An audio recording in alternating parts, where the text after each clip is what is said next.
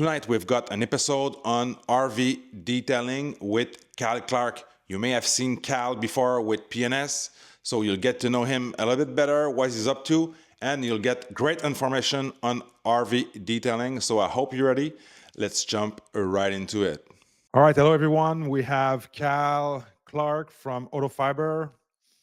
Cal has owned a business in detailing for a very long time, so I'm really pleased to have him. Don't forget to subscribe to the House of Rag YouTube channel. So, Cal, what are you up to these days? What takes most of your time nowadays? Most of my time is spent in my own business and auto fiber business. I've been detailing for about 27 years here in Southern California, and I own Xtreme Detailing. I've been a mobile detailing service serving I would say I'm about an hour east of Los Angeles, 2 hours north of San Diego, and in the Inland Empire is what they call it. And so most days I'm running my own business. I have multiple employees. I have contracts with dealerships and some airplane detailing, and then I have a lot of retail customers. And while I'm doing that, I'm also doing emails and answering phone calls and doing sales and some product development for auto fiber. Besides that, I'm a father. I have two daughters. One's 12 and the other's 9.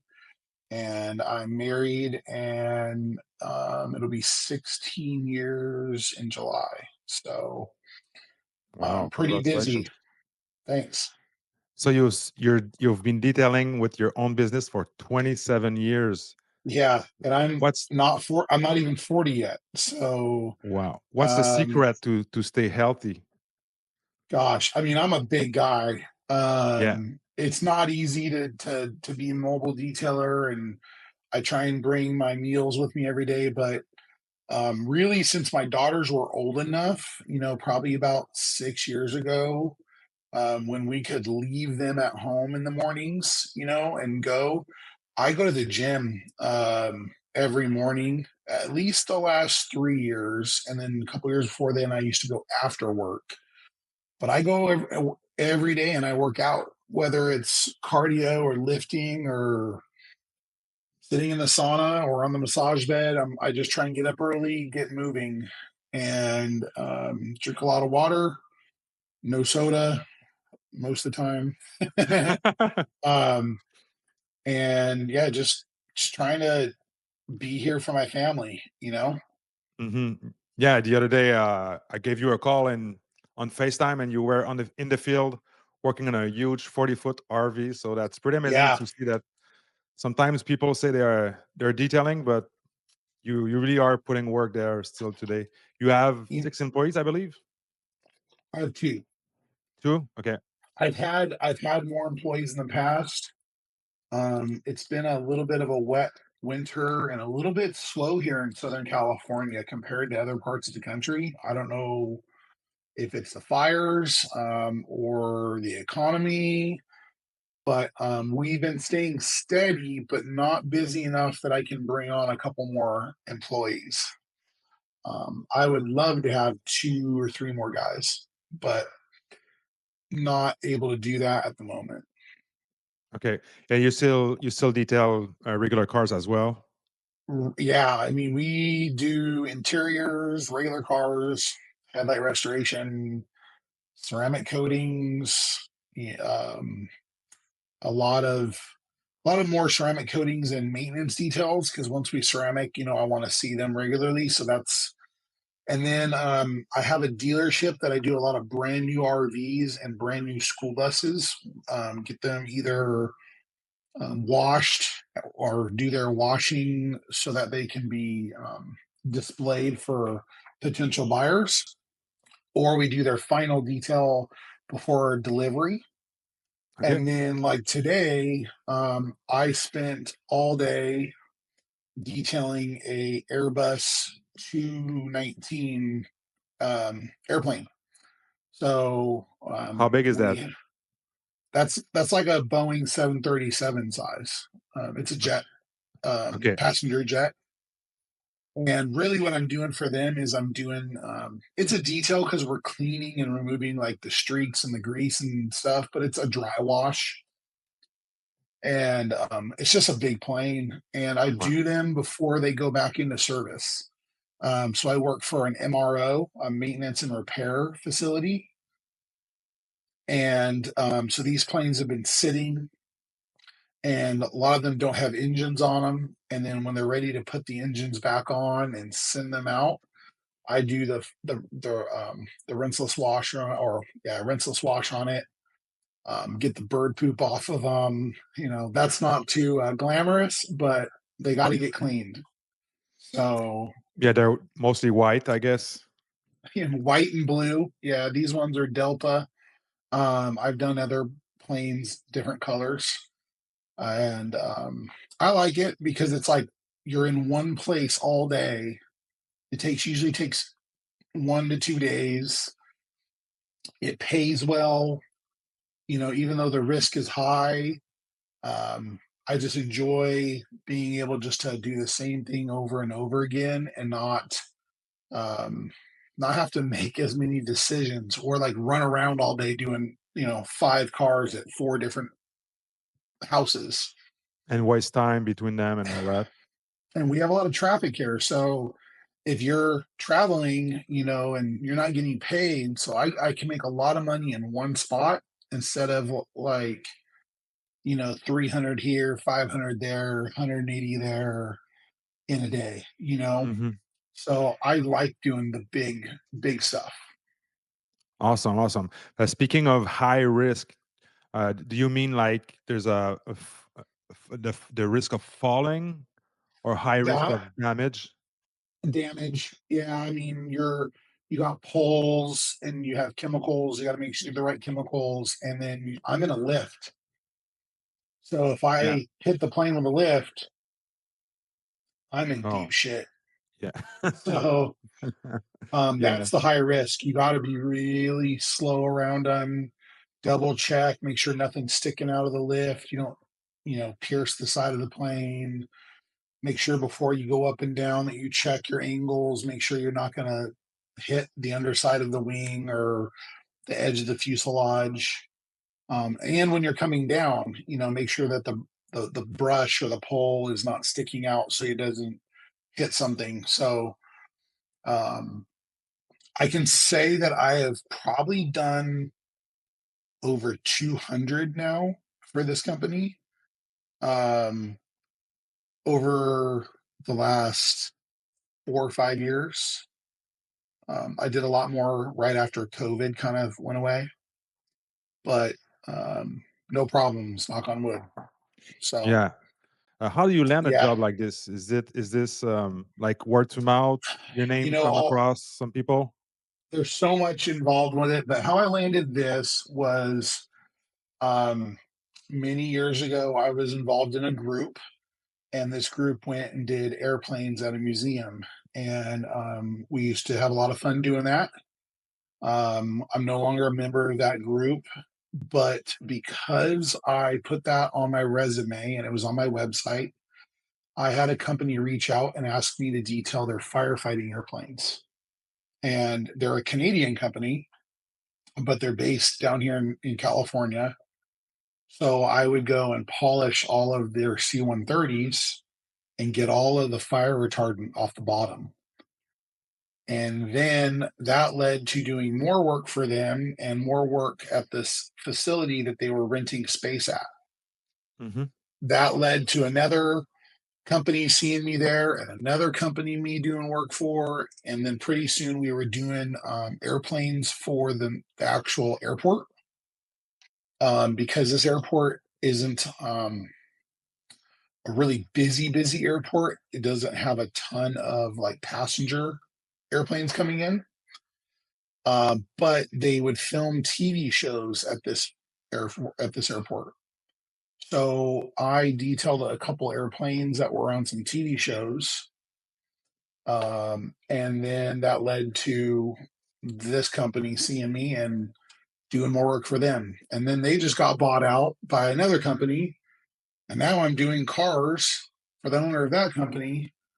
And so it's just, it is word of mouth, but it's being in the right places and being professional and them seeing you. My van is wrapped. My van is built out for big stuff. It has ladders and poles and the water tank and everything I need. So um, I didn't You really can, advertise it. I just had the right marketing at the right time and I was found. yeah, and do you have like 27 years old customers? I actually do have some customers that I've been detailing for since I was 13 years old. Oh my God. Yep. Yeah, I guess Um, you that's a my long time to prices are develop are a lot different relationship. now. Actually, I have detailed for customers that I remember their kids being born, and now I'm detailing for their kids, and their kids are old enough to have kids, you know, and graduated college. And so even though I don't feel like I'm in my late 30s, some days, right?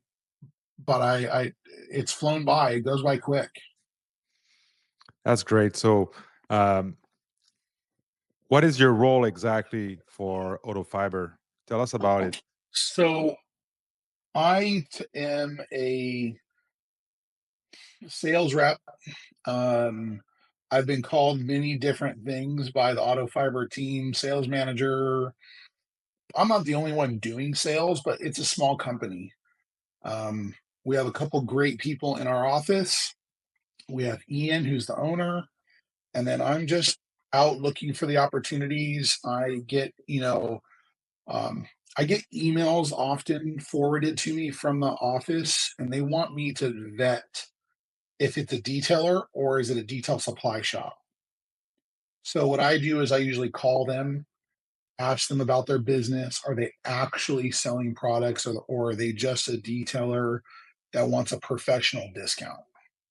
Mm, And so, because we have some different tiers and we have some different minimums to meet those tiers. So I just lay, the groundwork, put them in our system, invite them to our distributor portal, and just kind of communicate what we expect and what we'll do for them. Usually, I have to get their resale certificate if they're in the state of California, because in the state of California, we need it. But if we ship it out of state, we don't. Just the typical sales stuff. And then I got a phone call today on the way here from a distributor that I set up a few months ago, just raving about some of the new products. And I said, "Well, have you tried this item or this item?" He was talking about our new twister, which is an air gun, pneumatic vortex gun. mhm. And I said, "Have you tried our other brushes yet?" And he said, "No." So he placed his order with us, a substantial order. I went on his account and I added samples and I sent him some samples. So hopefully, when he gets the samples and he sees the quality, and then he's going to order those next. So that's just part of sales, and that's how I'm able to do sales from a laptop and just a phone. I don't have to fly all over the country. I can just send a sample to a actual distributor and then get their input, tell them the margins, tell them the price point, and let it sell itself. Yeah, So that's very good. That's awesome. I enjoy it. I love the sales aspect and I love the product development. I really like making cool stuff that helps people. And you've done that before. You work for Yeah. Flex for so I believe you work for Sonax. You work for So PNS. You've been around the block. yeah, I didn't actually like work for Sonex. I was like a brand ambassador for them for a little while, and I did work for Flex in their booth as like an expert. Same thing. I was invited to do the same thing for Buff and Shine for a number of years. Me and my friends were part of a demo team. Basically, I got pads to do videos and to talk at at SEMA. But I actually worked and was paid to be a sales rep for PNS before I worked for AutoFiber. I did that for 3 years. I got to work with Sydney Bray Gwynn. We had a podcast, and I got the opportunity to move on to AutoFiber because when I was with PNS, I had a small territory, which is Southern California, but there was a lot of distributors. And working for AutoFiber, I get to go after and work with distributors across the whole country and into other countries. So I really like that. And it was a good opportunity for me, and I took it. That's awesome. Yeah, Congratulations. thanks. Yeah, and AutoFiber is really innovative. The brand needs more people like you to really expand its wings. My product recommendation for this week is Armor Detail Supply Phobic. You get 90 ml of ceramic coating. This is a great 1-year ceramic coating, super easy to use, super slick, but I like to use this product to top up existing ceramic coating. So more on that on the houseofrags.com and .ca. You can use the coupon code DOGMA to save 10%. And let's get back into the video. So yeah, so let's talk about the IDA. You've been working in the trenches for the IDA a little bit. Are you developing like a training center for that, for the RV Um, specifically? so I have been a member of the IDA since 2014. I have my all of the certifications. I'm a CD, SV, what do they call it? Watercraft certified, RV certified, and I'm a recognized industry trainer. Um, I like the IDA, and I want to help the industry grow. I don't particularly like push the IDA. I think is like if you want to give to it and you want to help people, you can. But I'm not like one that wears the patch on my sleeves and walks around like I'm, a Boy Scout. I've already been a Boy Scout, done that. I actually was a Boy Scout. I was an Eagle Scout when I was a teenager. Um, but I just want to help people and I want to make a living. So I am trying to utilize my talents, and I'm really good at detailing RVs. I've been doing it a long time. I own an RV, and it's something I'm passionate about. So I'm actually doing an RV class at the beginning of May.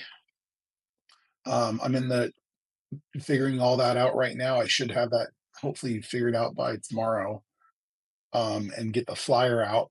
But I like RVs, and I was part of contributing to the RV certification. I wrote a bunch of questions, even though I wasn't on all the meetings.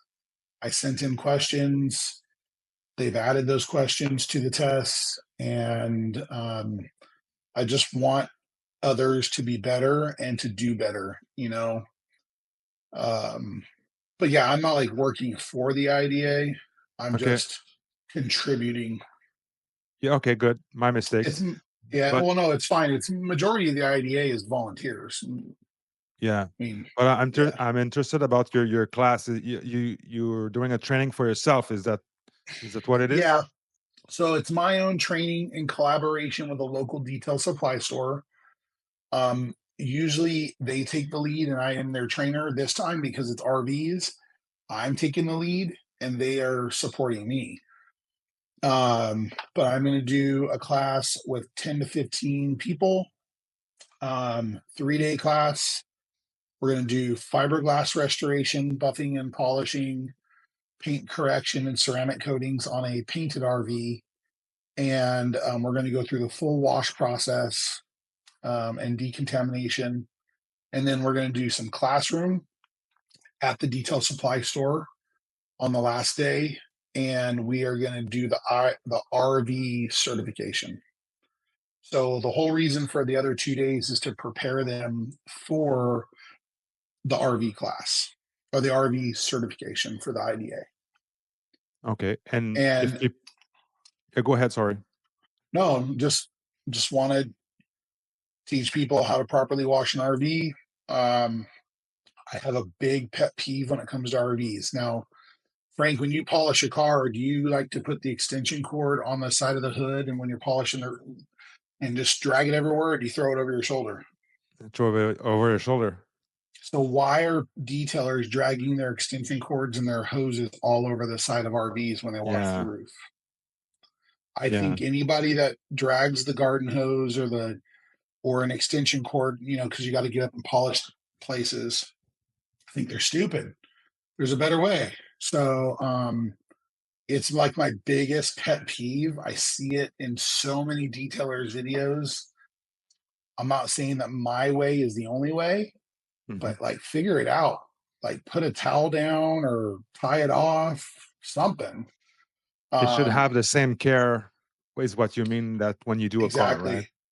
No, a garden hose or a pressure washer hose can have sand in it, debris. Right. Pressure washer hose actually has metal webbing, fibers, whatever you want to call it, the mesh Yeah. underneath that rubber. And I've seen people just drag it all over and it just like rub the edge of the gutter and the awning. And on like a multi-million-dollar RV, those edges are painted. Um, and I've seen RVs before. I've done them, and I've talked to the owner, and I'm like, "Hey, that whole top edge is scratched up. Who's been washing your RV? Like the whole thing?" And they're like, "Yeah, we had a guy. He was cheap." And I'm like, "Okay, well, this is what it's going to cost to fix it. I can see it from here, and hopefully, I can fix it." And he didn't do too much damage, but it's the same idea. Don't drag your hose. Don't drag your extension cord. Yeah, They're I guess still some going people, to, some of these guys yeah. they just see that as a like a job or an opportunity to make money, right? Yeah, they're not looking for efficiency in their business and they're not looking for solutions to problems. They're just doing it. Cleaners. Yeah. Yeah, washers or they want to make a bunch of money, but like I said, there's guys out there that are mobile washing RVs and they have a 50-foot hose. So how do you wash a 45-foot RV when you have a 50-foot hose? Doesn't make You sense. can't. I mean, you can park your vehicle in the middle of the RV and run it up and watch 20 feet one way and 20 feet the other way, I guess. But if you're going to watch a 45-foot RV, you should take 45 feet of hose up there with you. That way, you're not dragging it all over and scratching it Yeah. to hell. So, yeah, All right. So let's that's one talk of the about it. things I'm going to cover in my class. That's awesome. So if people want to know more about your class, can they reach out to you, or there's a specific Yeah, place for it? yeah, on my Instagram, I'll announce it. It'll be on at Kyle or at Extreme Detailing Kyle. Um, and then at the end, I'll give you guys my email and my phone number. We can Okay. do that. Sure. And we'll leave your info in the description as Cool. well. So if someone wants to, if someone is already car detailing but wants to start doing some RVs, where should they begin? Um, I would say you got to wash the RV first. So you got to figure out how you're going to get up the on the roof. I think it's a necessary service in a wash. There's guys that don't wash the roof.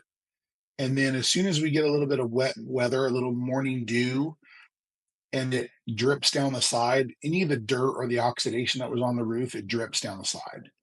Got it. So to do it right, you got to wash the roof. So buy a good ladder, and figure out how you're going to get up on the roof and like how you're going to get your hose up there, right? Like I just talked about. We actually take the pool noodles, the foam round thing, and we have actually taped them to our ladder and then we wrapped them in microfiber. And that way, when we place the ladder on the edge of the RV, it doesn't chafe, doesn't scratch, doesn't damage it. Okay. And we find the strongest point to do that. Um, and then we take our hose up the ladder. That's how we do it. So figure out your pricing, understand the difference between a Class A motorhome, a Class B, a Class C, a travel trailer, a fifth wheel. If you guys go on my YouTube, on Xtreme Detailing's YouTube, I have a video of my mobile tech presentation. I do talk about it on that. Um, and start learning the differences between paint, fiberglass, gel coat, um, partial paint. Like some RVs have fiberglass and paint. Um, and just, I would say, don't do it cheap, because I could go detail 4 cars in a day and make more money than doing one RV if you're not like pricing it right. You should make more money doing the bigger vehicle, you know. Um so especially don't with like the risk factor. Because yeah, for me, going up the highlighters like that, it's kind of get scary, right? If you get a yeah. fall, it's Uh-huh. yeah, And it ends the. I've never fell off the roof before, but I did fall off a ladder when I was a teenager doing an RV, and that hurt my butt for a few weeks. Um, but yeah, you got to figure out the equipment. I use a few different types of, I would say, extension poles to get up and wash the awnings and the gutters. I have some really high end boar's hair brushes that I use, very expensive brushes. And I also use the mitt on a stick from AutoFiber. And I Yes, use that for all the big flat areas because I want to not mar or scratch the paint. But the mitt on a stick is not going to get in between like some of the tight areas. So that's why I got to use the brush and all like those awnings and gutters. I got to get those bristles up in there. I okay, would say it's totally necessary. I don't think it should even be an option. You should use spot free water when you wash an okay. RV. It's just too big to dry. And if you're washing one side, the other side's already drying or drying in the sun. So spot free water is a must have. Foam cannon, pressure washer that will move enough water to rinse it off. Some of those And, electric pressure washers are nice for cars, but you can't move 2,000 psi of water through 100 foot of hose with a cradle. You know, yeah, yeah, and sometimes I guess you're gonna be like further away from yep. compared to a So car. you need extensions. You can't just use the tip. You got to use an extension, um, Okay, and a good foam cannon. What else do you need to do RVs? Like I said, good ladder. If you're going to polish ladders and scaffolding, if I've seen guys that like to climb up and down ladders all day, I think it's a waste of time. I like to climb up a ladder and then detail for about 12 feet, then get down, move it, get back up. And so I only have to move it 4 times to do a 40-foot RV instead of got it. moving it 40 times, you know? Hmm. So just And work smart. okay, we'll get into that later. And how do you differentiate? Like you mentioned gel coat, or excuse me, you mentioned painted surfaces and Uh, fiberglass painted. What's the difference there? Really, I mean, it's like a car, okay? Um, you if you do understand the difference between a painted Toyota Camry and a painted Corvette, the paint's going to be different because the body is aluminum and steel versus fiberglass.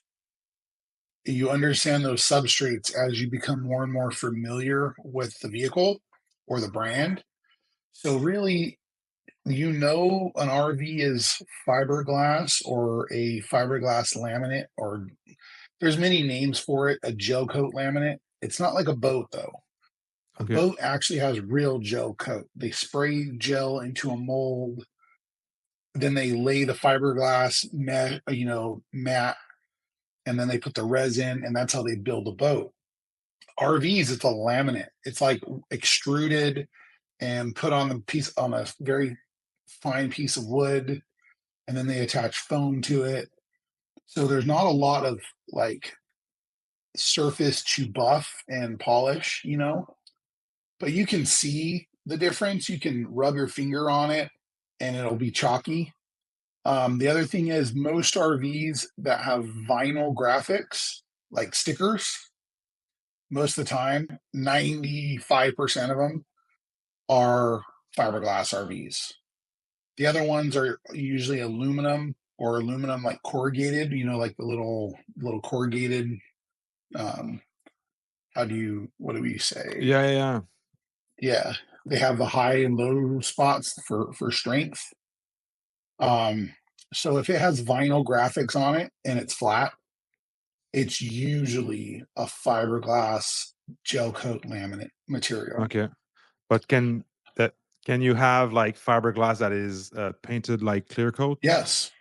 Okay, so you can So touch a material and figure out that this is fiberglass, but you're yeah. not sure what kind of paint it is. So sometimes they have an RV called a partial paint, where they paint the graphics on or part of the paint, like the bottom doors are painted, but the whole top is just fiberglass. It's kind of how they save money but make a little bit nicer RV. And then you have like a full paint, and those vary from like really cheap. If you have a full paint RV and you paid 100 grand for it, it's probably a really cheap paint job.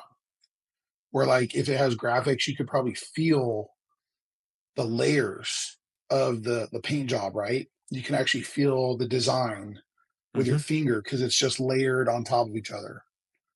But when you have an RV with a high end paint job, they put the base coat down and then they put the graphics on and then they pull them off and then they, with their stencils. And then when it's all done, they wet sand it and then they clear coat it and then they wet sand it and then they polish it. So Wow. you can on the high end RVs, we're talking 400,000 to 2-3 million or more. Those have clear coat on top of there, and you usually can't feel the layers or the designs because they're under the clear. Okay. That's an easier way to tell. Um, you'll know a regular RV because Basically, you need to experience. You yeah, need yeah. experience. And And fiberglass is some form of, if I can put it simple, it's a plastic, so you don't want to overheat it. yes, Can you polish the crap out of it like a metal surface? there are guys out there that try and they sand on it, but I don't like that because you're removing like any repairability in the future. You're taking too much material off, and there's not a lot to start with. But you are correct. Those RVs that are fiberglass laminate are referred to as FRP, fiberglass reinforced plastic. It's plastic Hmm. with a fiberglass structure, fibers within it. Sometimes you can actually feel the fibers, like you can see them in the surface. Um, RVs that were built in like the early 2000s had a really good material, like a gel coat on them. You could sand them, you could buff them, you can make them look amazing. After about like 2005, they got lighter and lighter. They went to that like tan and gray and brown, colors, Okay. and it kind of got away from that white and off-white, and now all these RVs that are tan and gray, they don't oxidize like the older RVs where they used to get really chalky. Like you could literally wipe it and your whole hand would be white like chalk. They just lose their shine and go dull because they don't have any like UV inhibitors in it. There's nothing that stops it. So I don't have it in here with me, but I did an experiment back in 2019. There's a company that makes RVs in Riverside, so about 30 minutes away, and they usually make like toy haulers. And a toy hauler is a kind of RV where you can put like a car in, or dirt bikes and quads or side by sides. I went over and I asked them for a piece, a section, like a window. They cut the windows out. And I brought it home and I put like 6 different ceramic coatings on it, the best coatings that were on the market. And I put a piece of tape between them. Um, I obviously prepped it all. And then I had one section that was a control where I did nothing. I just prepped it. I let it sit in my backyard all summer. And then in the winter, I took it down to my parents' house because their house faces a different direction and it gets more sun in the winter. So all year for 2 years straight, every single ceramic coating failed. Oh yeah. The funny thing is, the area that looked the best is the place where I had the tape and I did the coating. And when I pulled the tape, that still had a some of a shine, way shinier than the other areas.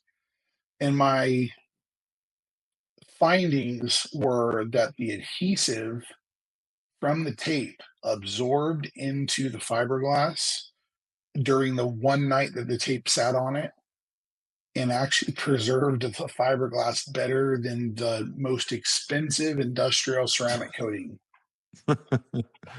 So, I mean, I've tested it. I've done a very expensive experiment, and I want to redo it again because there's some new coatings on the market, that I want to contact some manufacturers and ask them to send me a sample so I can test it again. But I mean, that's the long haul. That was a 2 year, very scientific um, test and the control looked just as bad as the best coating. They were all looked terrible. Yeah. Well, the coating, the more and more I learn about it, they don't really protect against the UV like we think they do. So Exactly.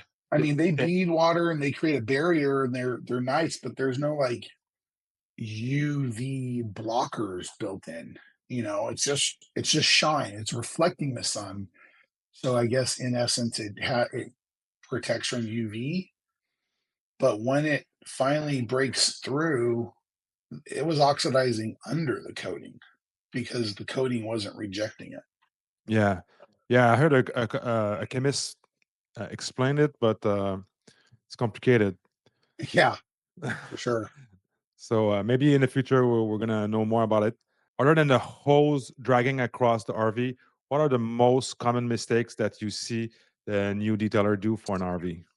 Good question. So on RVs that are fiberglass, we'll just call it fiberglass, that have old and faded vinyl graphic designs.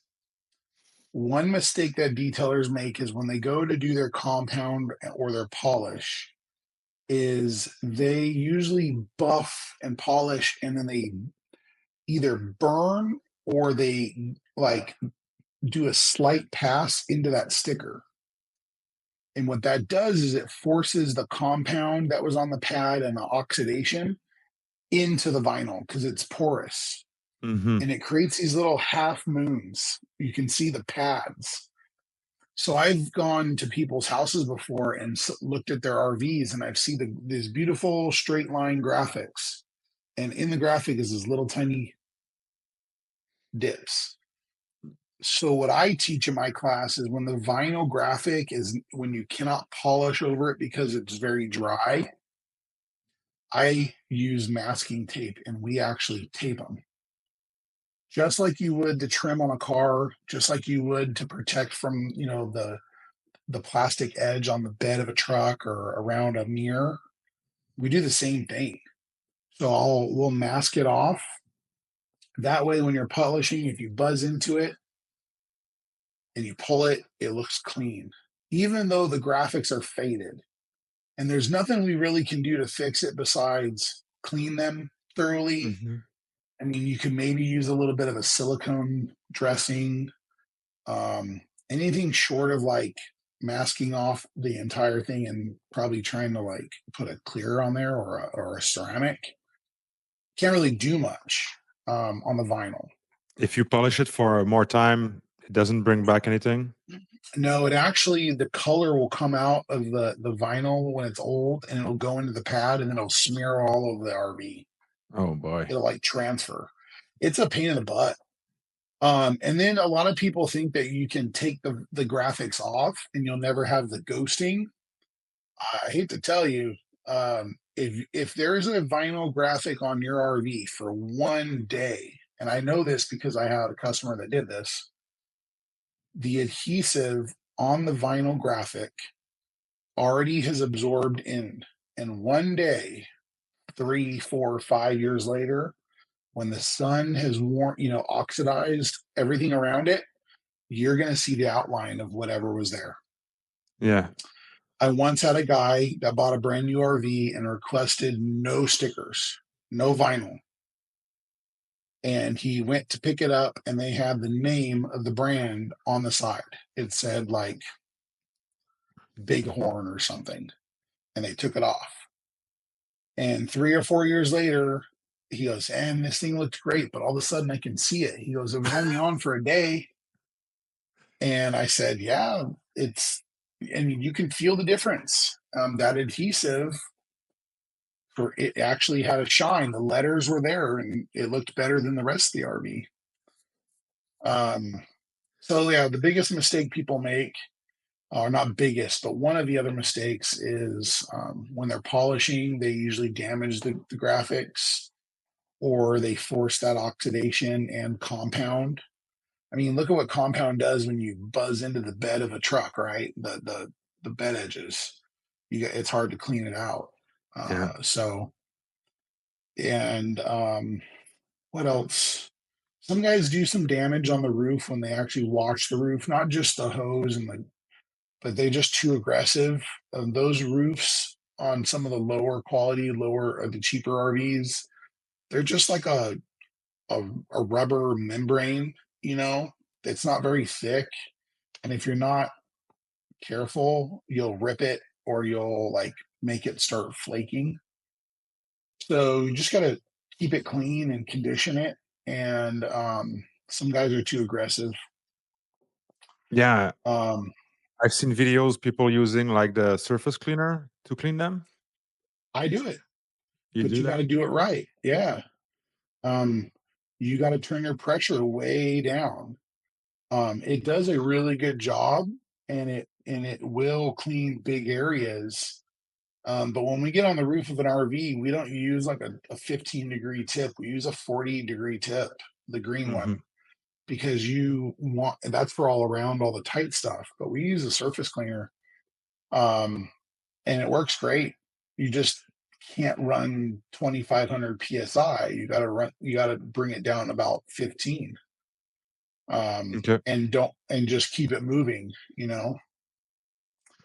Yeah, that was actually something that I don't know if other people had that idea, but I've been doing it a long time. I got the idea from a friend that does it on boats.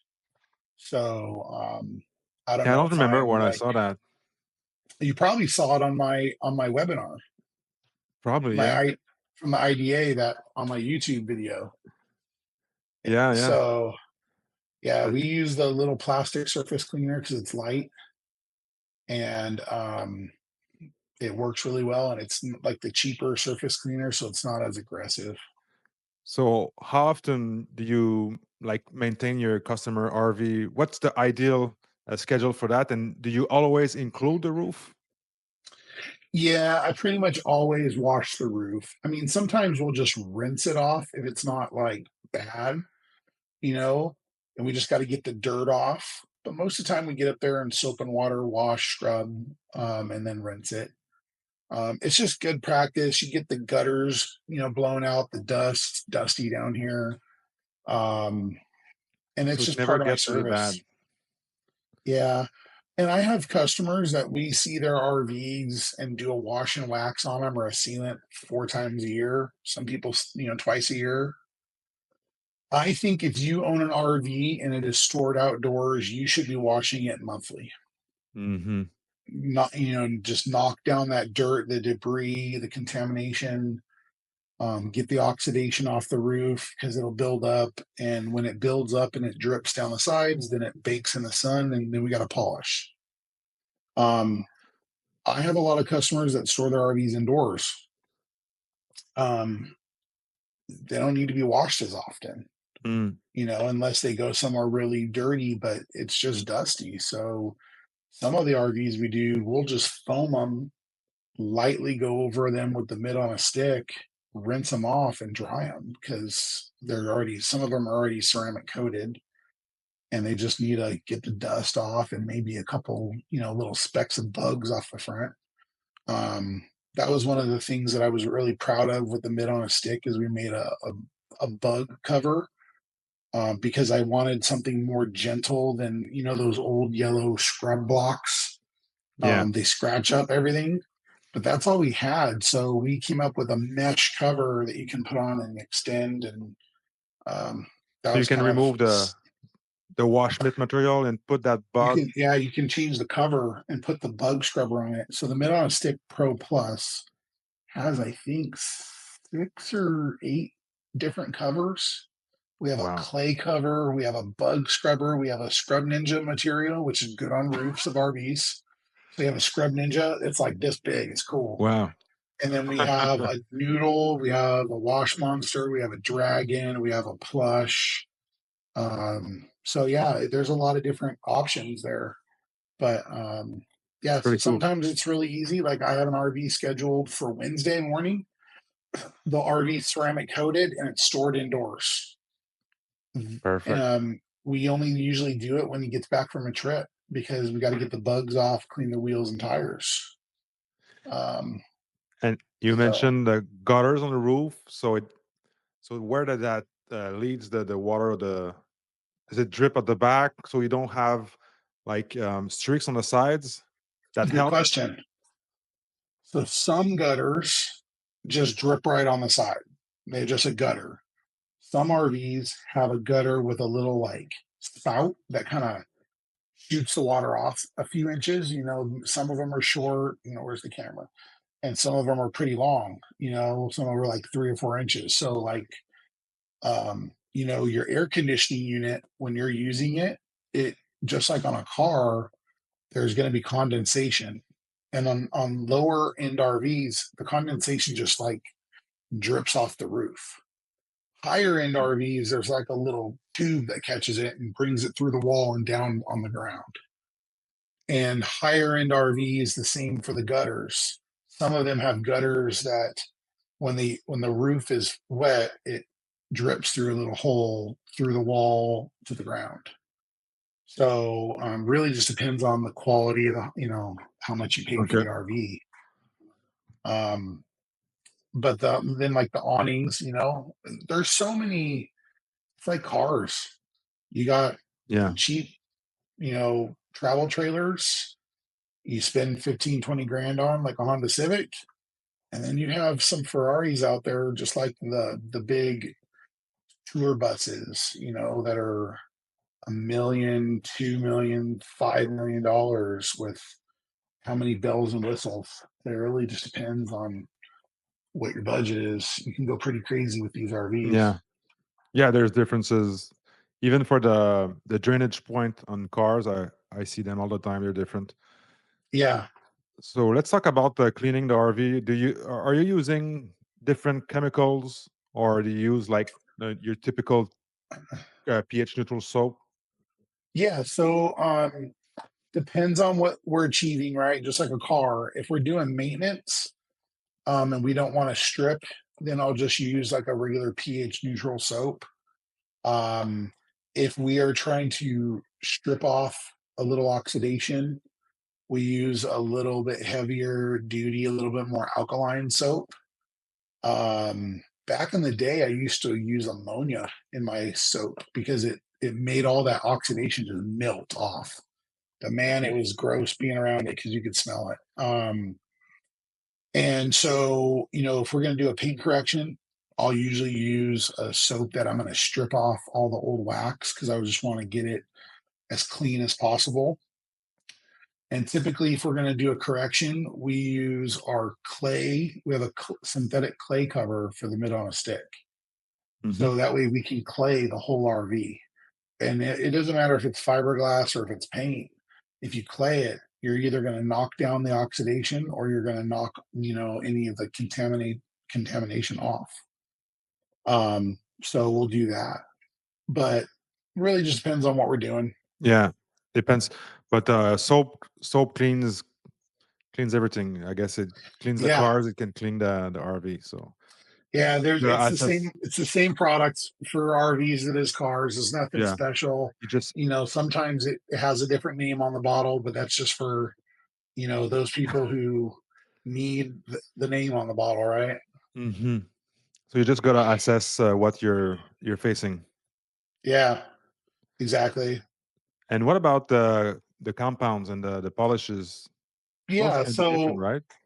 yeah, I mean, if you're on a painted RV, like a painted car, most of your favorite compounds and polishes are going to work great, whether it's Sonax or Kosh Chemie or PNS or the Last Cut. Some of the great, brands, they work perfect on RV paint. Um, do your test spots, use the same buffing pads and your favorite polisher, if that's the Flex, which I'm more partial to, or the Rupus, or Liquid Elements, and all those out there. Um, it's just like a car paint. It's just most of those RVs are fiberglass underneath that paint, so you can't like measure with a paint thickness gauge, Hmm. unless they're like the really high end RVs that are aluminum, like an aluminum frame, and then you can measure it.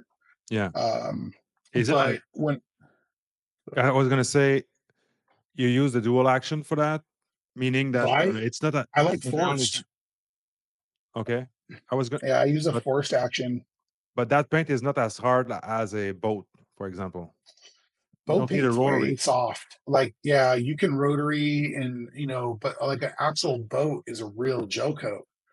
So like you can sand the heck out of a boat and get all that oxidation buildup off and then buff it and polish it. On an RV, it's it's a lot like automotive paint. I mean, it's what it is. It's just on a surface that flexes. So one thing to look out for when you're doing a painted RV, if it's older, if you see little tiny cracks, like usually it's in the darker colors, we call that checking or crow's feet. You used to see it a lot on like old Camaros or Firebirds hoods. What it is, it's from the fiberglass expanding and contracting, and then the surface tension of the paint shatters.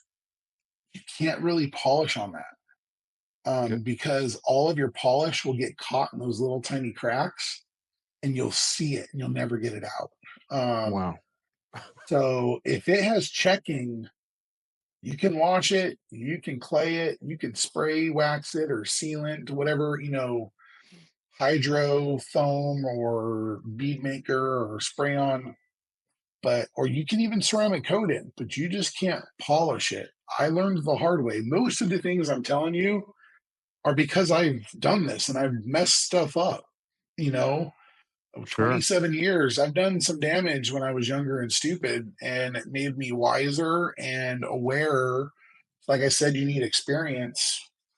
Now, when it comes to fiberglass, the compounds are a little different.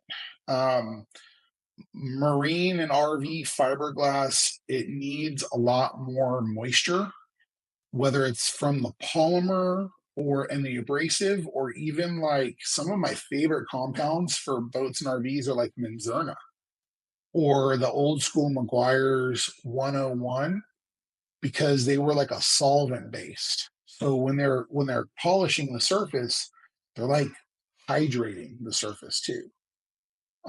It's like feeding it with oil is what it wants. The reason why it went dull is because dried out. People Mm. let it sit in the sun. And so there's some products out there. 3D just came out with a really nice marine compound and polish. I'm liking it. I still love Menzerna FG400, great compound for fiberglass. But like I said, these are solvents. So if you don't tape the vinyl and you get it on the vinyl graphics, it's not going to look good. When I worked for PNS, they had a product called Buff Tone, and Buff Tone was meant for single stage paint. And I was a huge fan of it on RVs, on like school bus, like front hoods, they would get dull. And I was like telling the owners, hey, you guys got to make this an RV polish. You got to make this a boat polish. This is so good. And because I mean, it really was like the best thing that was out there maybe 7 years ago, the last 5 years now. And I was so into it. And when I worked for them, they decided to name it Kyle's Boat and RV Restore. So there's a product out there with my face on it and my name on it. And really nice product. It worked great. Um, Sad to say that from what I understand, it's not going to have my name and face on it anymore. Um, I really wanted to be part of helping it grow. Even after I left the company and I sent a proposal, and the proposal to get involved and push the product was not accepted. And so I asked to have my name and face removed. If I can't be involved with a product with my name and face on it, and I can't work hard and earn a profit from helping it, then my name and face don't need to be on it.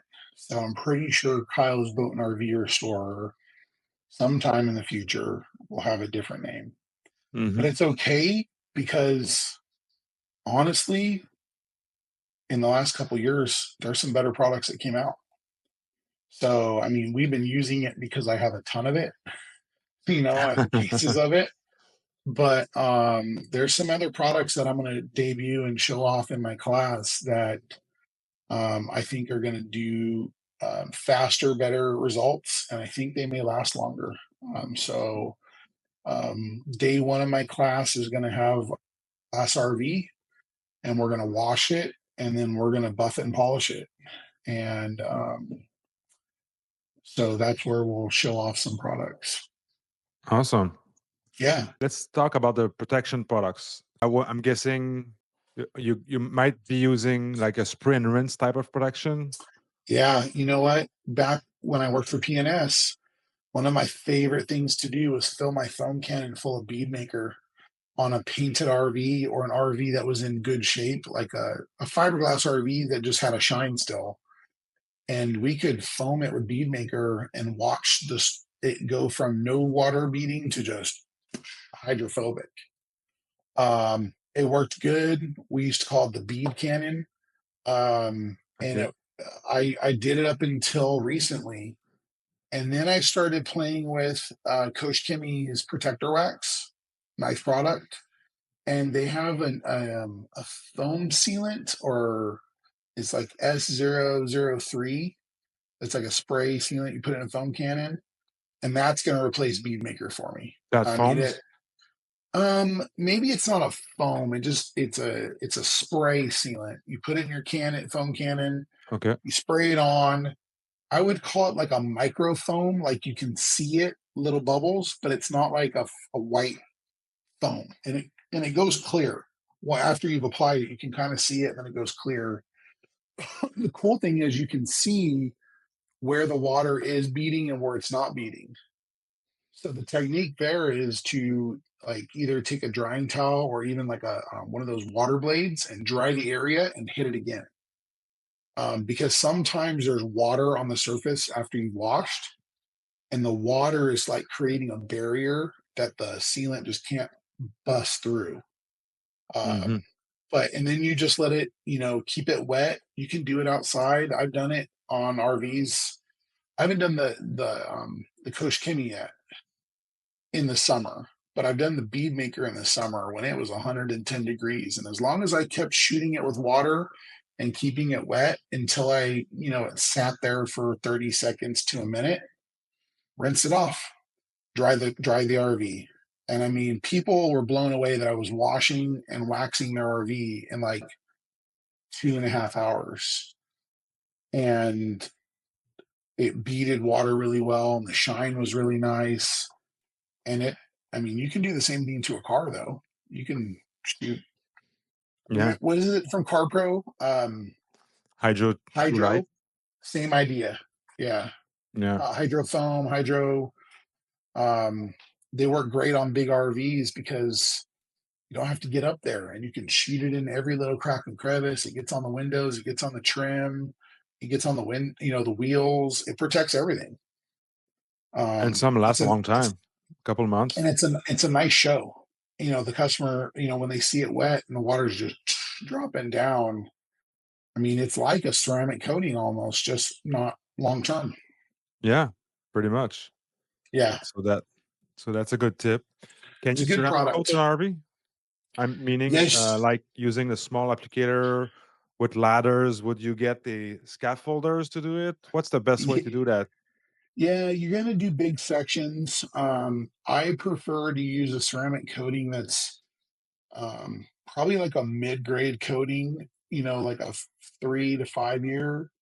The reason why is when I've tried to do the longer term coatings that have a lot of, solids in them, they flash too fast.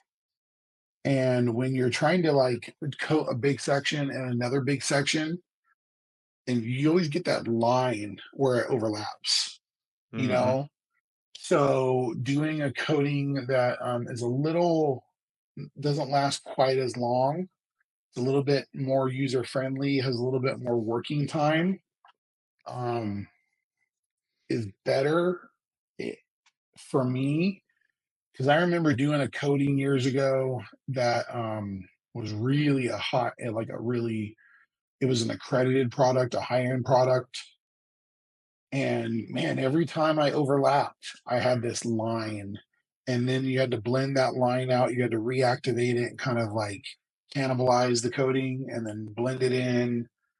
So it's totally possible to ceramic coat an RV. I've done it a bunch.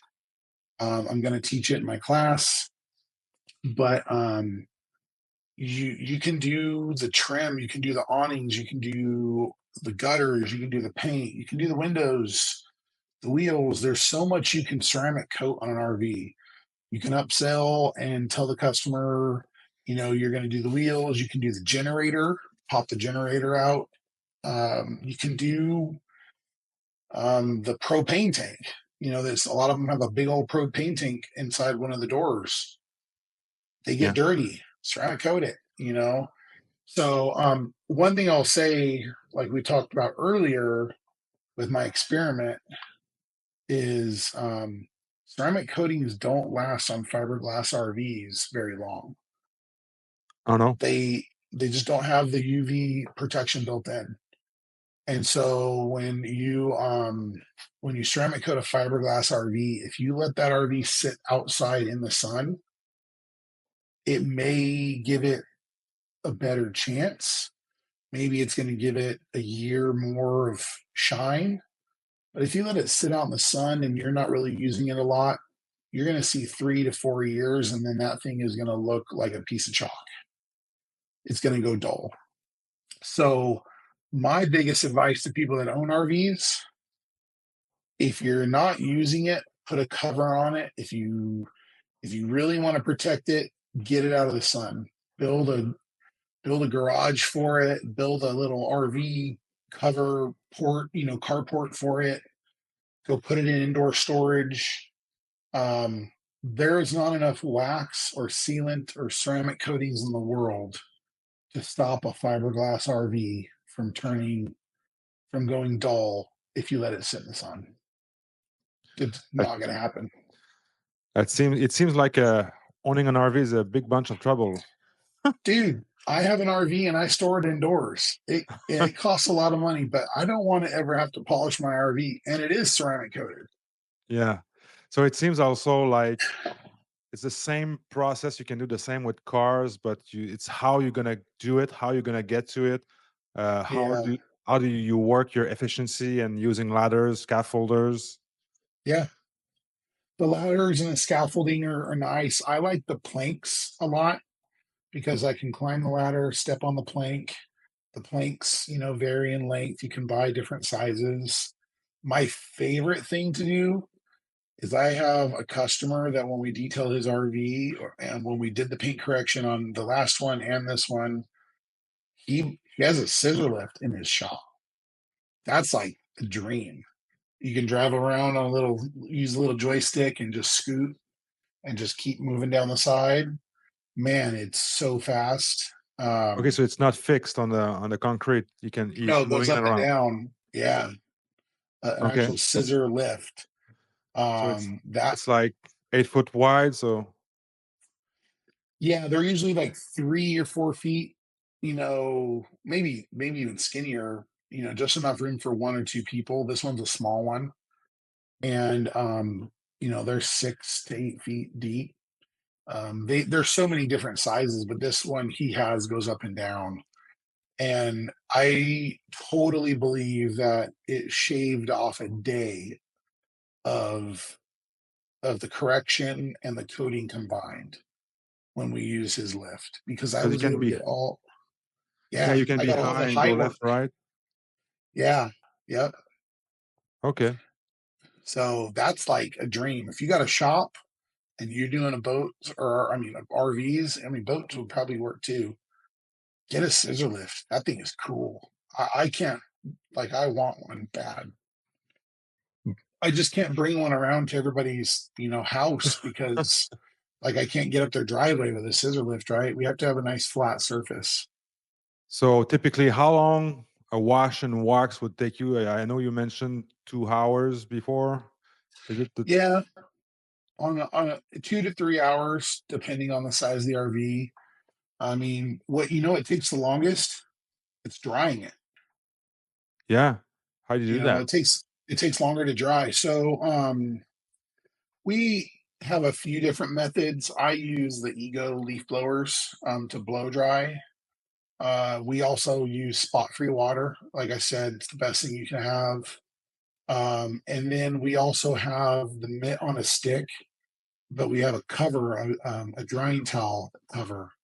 And so, after we've blown dry all the cracks and crevices or under the gutters and awnings and all the windows and stuff, and there's just water on the flat areas that didn't get dried, we Hmm. just go by with that drying towel and we just dry it off.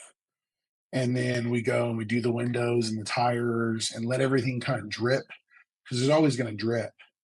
Mm. And the good thing that's why you want to use spot free water because I'm not going to stick around on someone's RV for all day and catch every drip. So if it drips when I leave, it's spot free water. But some RVs we get up on the roof after we've done the full wash and we'll blow dry the roof, the gutters, because we got to get all that water off. Especially if it's not like a very warm day, that water just won't evaporate. It'll just sit there. And Hmm. then when the owner drives the RV or puts it away, water will just come off and drip down the side. So sometimes we have to open the slide outs, close the slide outs, open all the doors, dry the edges. Every RV is different, just like every car is different. Every SUV is different. So I Some guess are the spot easier. free water is definitely a must. It won't take more than 10 minutes in the sun to have the whole side dried up because you're not Yeah, gonna clean it section by section, right? we do a whole side at a time. Okay. Sometimes if it's cooler or more overcast, I mean, I'll just foam one side, the front, and as my guys are cleaning and I'm rinsing, I'm foaming ahead of them. So then I'll just do the next section. Um, but yeah, I mean, I just try to be as efficient as possible. I keep the soap wet, especially on the side that is sunny, right? Because there's going to always be a side that's in the sun and a side that's not. Hmm. Um, One word of advice is don't spray foam on paint that's hot, cool the paint down first, because even though it may be a pH balanced soap, it will like flash, and that flash can make that soap actually leave rings or damage.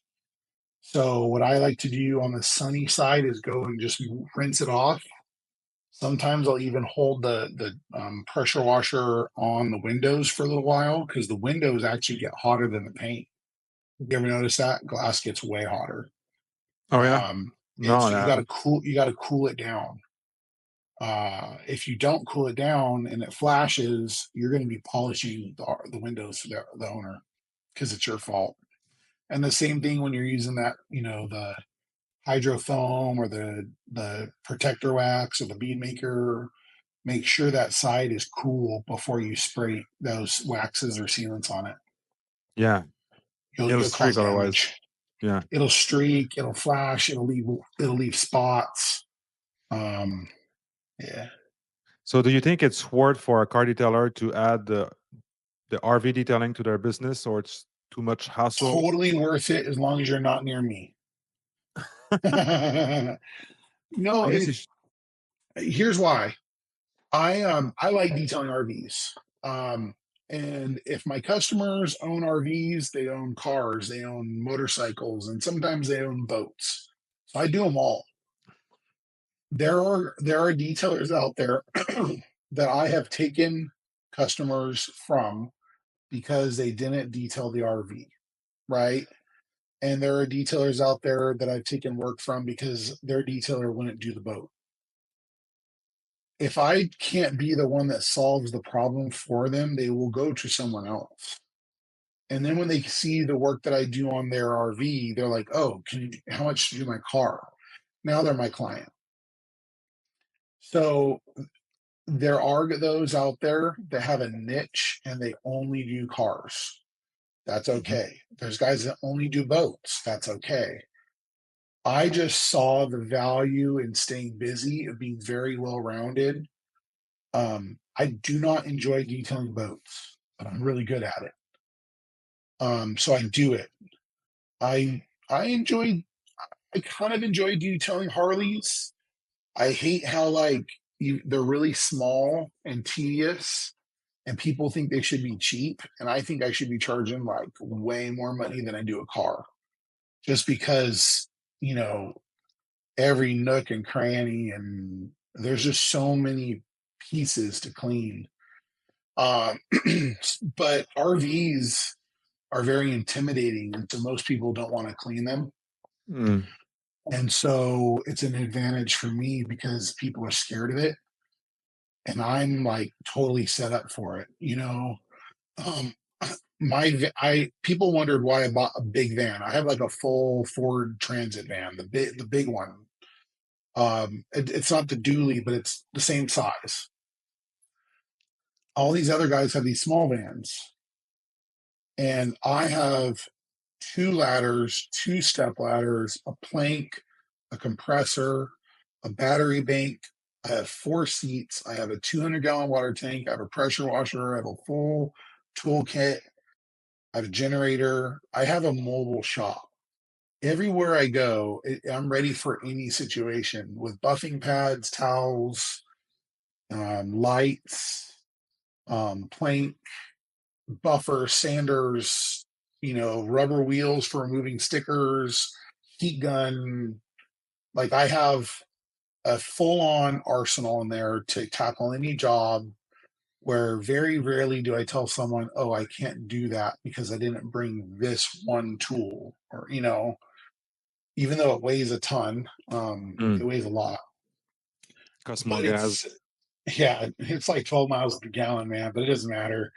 Um, it, I have everything I need to do big stuff. I have big A-frame ladders that collapse and expand, and the plank.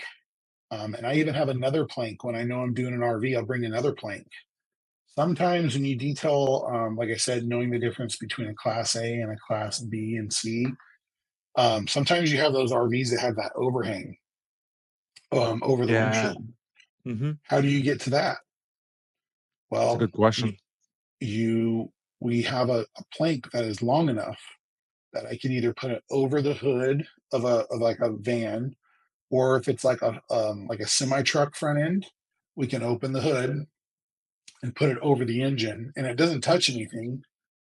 And then we can stand on that plank and get that whole front cap. And whatever I can't reach, I put an employee on the roof, and he polishes from the top and I polish from the bottom, and we kind of meet up. Oh, So like I have a solution for all of these things. I, have you ever seen a guy like barefoot on the top of the hood trying to clean that? No, I've never seen someone barefoot, but I mean, there's times where I've had to sit on the plank and like put my feet on a windshield, for stability. Yeah. Um, but I mean, I've stood all over and done all these things. I have a solution for all of it. If You if you're try doing them an all. RV, I know how to get to every little place. So, what the number one tip would be to start small if you want to start RVs? Yeah, I mean, just get the right equipment. You need a longer hose, you need the right pressure washer, you need a good ladder. From there, But you can do anything. I was meaning that starts with small RVs maybe before Oh, attacking the start big small ones. RVs. Yeah, I mean that's a good yeah, starting a small RV, but it's like then you have to nitpick like, oh, I can't do your RV, it's too big. I'm not gonna turn away any RV. But I would say I would go find a friend and that has an RV. Sorry, my wife was texting me, want to know when I can talk to her. Um and practice, start on a travel trailer, start on a class B or a class C. Those are the smaller, they're not quite as tall. A class A motorhome or like a fifth wheel, they're usually just under 14 feet high. They're usually 13.6 is like where the top of the air conditioning unit is. So that's pretty tall. So if you stay with like the class C or class B, those are only like 9 or 10 feet tall, or a travel trailer. Hmm. Um, and just learn. And now, so here's another thing, Frank. I'm going to throw a wrench into it. We didn't even talk about the corrugated aluminum side. Did you know that the corrugated aluminum sided RVs, if you were to take your paint thickness gauge, do you know how thin that paint is? No, Any idea? How thick? like What kind of car do you drive? a BMW. Okay, how thick is your paint? Have you ever measured it? Yeah, like four mils or 380 something, depends where. Yeah, 380 microns or 4 to 5 mils, right? I mean, cars used to have a lot more. I think my van is like 5 mils, Hmm. 0.1 to 0.3. Damn. If say you took acetone and just wiped it real quick, you're going to take the paint right off. Oh It's wow. not clear. There's no clear coat, and it is thinner than, it's the thinnest out there. If they get oxidized and you want to polish them, it is a completely different process. You have to use a finishing pad. You have to use a dual action polisher. You have to run it at low speeds, and you have to do a million passes because you can't overheat those edges or you'll burn them. And what's below that paint? It's just aluminum. So it'll be shiny. You'll Yeah, see. it'll pop up. Yeah. Is that is what you're talking about? Is this the panel at the bottom? No, I'm talking about the travel trailers, usually how they're like corrugated. They're like they have the dimples in and out all the way down. Um I would have to search that on Google yeah, because I don't I'll recall show you. those. Yeah, I don't Um recall those. yeah, when you edit it, maybe you can put up a picture. Yeah, I Um will. but a corrugated aluminum sided RV it's usually travel trailers. I mean, it's not like you don't see an RV made of that very often anymore. Maybe they used to do that back in the 80s, but now it's usually like travel trailers. It's cheap. It's Okay. a cheap Yeah. but strong material. Okay. But yeah, so there's a different procedure for polishing paint, fiberglass, and aluminum, and there's a different procedure for polishing a Airstream. Airstreams are RVs. Yeah, right. Older Airstreams are raw aluminum. You're going to polish them like you would aluminum. New Airstreams actually have a clear coat on them. Okay. And if you let it sit outside too long, the clear coat will flake and peel. So anybody that owns an Airstream, ceramic coat it, stick it inside of a shop when you're or a indoor storage when you're not using it. Because if you don't take care of it, it's gonna look like peeling skin. It'll flake. So that clear coat fades faster than cars? Yeah, because think about it, it's clear coated on top of the surface that is not, it doesn't bond to it very well. Okay. It's like So bare like aluminum under that. spare aluminum, yeah. So I mean, it will last as long as you take care of the clear coat, but if you let it sit out in the sun, Mm-hmm. and you haven't ceramic coated it and you don't, protect it, it'll water will get underneath it as it cracks and it'll start to peel and then it looks like a snake shedding its skin. It gets worse and worse. And there's no way to fix it. You have to strip it all off and re-clear coat it, or you sand it and have somebody polish it. And it is, I mean, I have some friends that do a metal polishing. To do an old Airstream costs as much as the Airstream. I mean, you're talking tens of thousands of dollars to polish out these things. Yeah. Yeah. Those are very sensitive. Well, Cal, thank you so much. It's been very informative. I really appreciate your Yeah. time. I know that people will find value in this podcast episode. Before we leave, where can people find you and reach out to you? Yeah. So at Extreme Detailing Kyle is my Instagram. And my email for I guess for this class would be Kyle at extremedetailingusa.com. Extreme is spelled with an X. There's no E at the beginning. And then if you have AutoFiber questions, if you're a distributor, you want to sell AutoFiber in your detail supply store or in your detail shop, you just want to have a little, professional area where you give products to your customers or sell it to them. Kyle at autofiber.com is my AutoFiber email. That- And yeah, that's all you need. Just email That's me. awesome. I'll put everything down below, guys, and even on the screen. Cal, any final thoughts before we wrap it up? Yeah, I guess what I would just say, if you're going to do RVs, make sure you're making money, make it worth it. If you can go detail 2 cars in a day at $500 a piece, but you're going to go make $600-700 detail the RV, do the cars. There's an opportunity cost. And it's one thing that I teach often is like, do what's right for you and your business and do what's right for, your profits. Don't go kill yourself trying to do some massive RV and not charge enough. It has to be worth it. And nobody cares about the photos at the end of the day. It's great. Do what's right for you, your family, and your brand. And yeah, don't be cheap. We're past that. We're all experts Yeah. now. I just taught you everything you need to know. So Thank you so much, yeah. Cal. All right, Frank. Have a good evening.